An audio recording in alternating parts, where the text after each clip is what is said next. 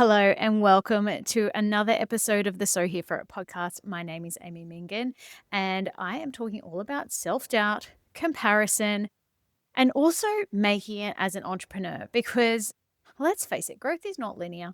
I would love to say that growth is linear, but growth is not linear. And I had a really amazing client session yesterday and I thought this is going to be so relatable to my audience and I wanted to share it with you what I said to my client yesterday when she was going through some self-doubt. Now, I'm wondering if you've ever had a launch and you feel like you've got a lot of momentum, you're putting a lot of content out there, you're sending emails, maybe you do a masterclass, you're doing freebies, you might even be running ads. And then there's that little voice in the background that goes, I'm actually cut out for this. Can I actually do this? Is this something that is really me? Like, is this my gifts and talents? Is this all that there is? And all of these self-doubt patterns start coming up. And then what happens? You go onto social media and you start looking at what everyone else is doing. You start comparing yourself unconsciously, of course, but it can only just feed that self-doubt pattern. And you find evidence for more self-doubt. And it is this perpetual pattern that sends you backwards rather than forwards. Now, look, I've definitely been there 100%. I've put out so many online offers in my decade in business, and some of them were incredible and worked straight away like that. And other times, nothing, absolutely nothing. And there's no right or wrong here. This is what I first of all want to say to you. I have learned to see every single launch and every single offer and every single thing that I do with my clients as data, being able to get some feedback from it and be like, oh, I wonder what was making that one more profitable, or that one had a higher conversion rate, or that one I got really good feedback on. You want to have a look at what is the actual data that you're working with as opposed to letting it rule, are you worthy? Are you really cut out for this? Is this really all that there is? Because every single thing that we do, we go through it and we learn, regardless of what it is. It's not always about the money. It's not always about the amount of people who have signed up. It's not always about the opt-ins. It's not always about even the results of your clients when they have come through something with you. It's actually about how many times you can actually speak in alignment, how many times it is the right time for your client. There are so many different factors that go into it. And I want to take you through a journey today, which I have borrowed from Alex Hormozy because I think it's a really fantastic model.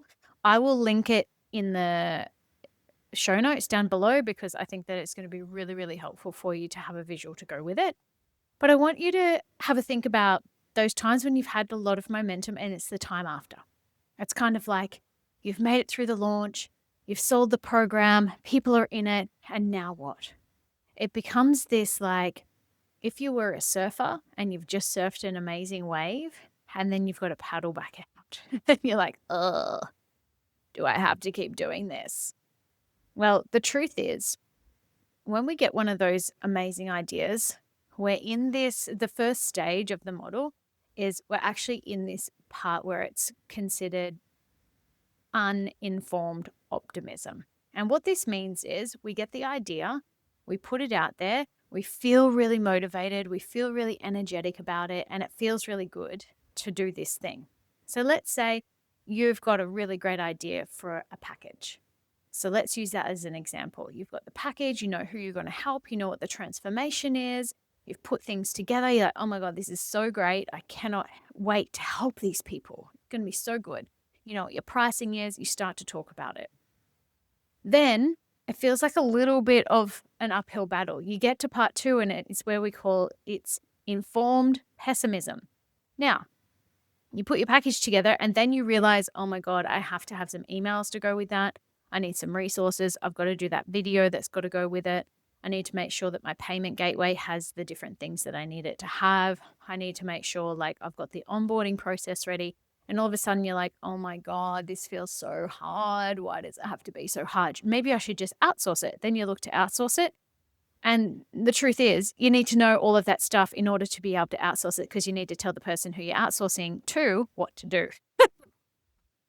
Herein lies the pessimistic side of business. So you start to go downhill, and the downhill bit starts to feel really, really hard. And this is where that version of like this crisis situation comes in. It's like, oh, why am I doing this? Oh, this feels so crappy. Oh, surely business isn't supposed to be this hard. And it's that really yucky feeling. Now, some people here, they keep going on the one thing and they might lead to burnout. Another person, and this is the most common thing that happens, they find a new shiny thing and they're like, oh, I know what it is. And they go and create something new. And they go, they've just spent 8 to 12 weeks on this one idea and they've gone to put it out to market and they haven't quite got there yet. They might have only half-heartedly done it. And then they go back to the beginning again. There's a course. I'm going to buy the course. I'm going to read the book. I'm going to listen to all these podcasts and do all these masterclasses, which honestly, there's nothing wrong with that. But imagine if you kept going and then you go, okay, well, I've made it through the other side of my launch. It's not feeling so good right now. Sometimes it doesn't. Sometimes it does. Let's take the version that you were like, it didn't go as well as I thought it would. Cool. What did you learn? Because the upside of that, we start coming back up again out of this nonlinear approach. We have informed optimism, meaning, okay, well, I did all these things and I learned this. So now I can be more optimistic based on those results. I can see the data. I can see what did work. I can see some gap areas of how I can improve next time. And this is what keeps an entrepreneur going. And you go, all right, well, I'm going to add that into my offer next time. I'm going to make sure that I've got that email ready to go because everyone had questions about that. So I'm going to make sure that that's in my onboarding. I'm going to make sure that part's in my content. You can weave things through because guess what? This one version, this one offer, this one launch that you've done, it doesn't have to be the be all and end all. In fact, I highly recommend that you don't put that much pressure on yourself. Because if you go into it being like, okay, I'm doing this to see what happens. I'm going to get some data from it. I would love to sell, like you could set yourself a goal 100%, but don't put the pressure on yourself to reach the goal every single time. Because if we do, then it feels like the freaking end of the world if it doesn't happen, right? So let's be kind to ourselves. And we're like, all right, we'll come to the other side. We're like, all right, we're going through some informed optimism. So you're feeling more positive of what you're going to do next time. Inevitably from that, it equals some form of success. You're going to get some form of satisfaction from that. And then you repeat the cycle again. And you go back to a new idea or you go back to a new offer. You might go and refine the same offer, whatever that is for you. So if we're talking about it inside that package, you've taken a number of people through, and I've done this with my Catalyst program. I've done this with Woman of Value, my business coaching program. I've done this with my one-on-ones. I've taken a number of people through, hundreds of people have gone through. I gather the feedback and I go back and I put things in that I'm like, there was a gap area here. I had a lot of questions on this specific topic. I want to make sure that there's a video that explains that really well. I want to make sure that I give them everything they need to know so that they can show up on social media. I want to give them everything, and in a Catalyst way, I want to give them everything that they need to know of why being in an anti-inflammatory state with your food is so darn important and how it links in with every single thing that I say to them. It's really, really important that you can take somebody through that whole experience because it's not just an entrepreneur who goes through this. You think about it in the way of your client. Your client is going through cycles too. And so if we can explain and preempt where our clients are going to go, we can preempt what sort of resources we can give them later on. And I'm just giving you a really big key right there. That is part of what I teach inside Packages Are the Answer. So if you would love to have a look at that, it is a mini course. It is a low cost offer. It helps you make money straight away. Highly recommend. Grab it from the show notes. And I just want you to really take this in here, that if you go into one of those self-doubting moments, that it's not forever. And that it's totally normal. It is so normal to compare yourself. It is so normal to feel not good enough sometimes. It is so normal to feel fear. It is so normal to be a bit like, oh, really? Is this it? It is so, so normal. So I want you to have a little moment with yourself and just have a think about where are you up to in that cycle right now in this moment. Are you in the beginning? Are you in that uninformed optimism? Are you in the pessimistic stage? Are you in the crisis mode? Are you in the informed optimism? are you at success and fulfillment? Have a think about where you're at in that scale of a journey. And now I want you to have a think about where are most of your clients right now, because this will give you a really big indication of how you show up next. There's a really big part of what I do is like speaking to the client who's ready to work with you.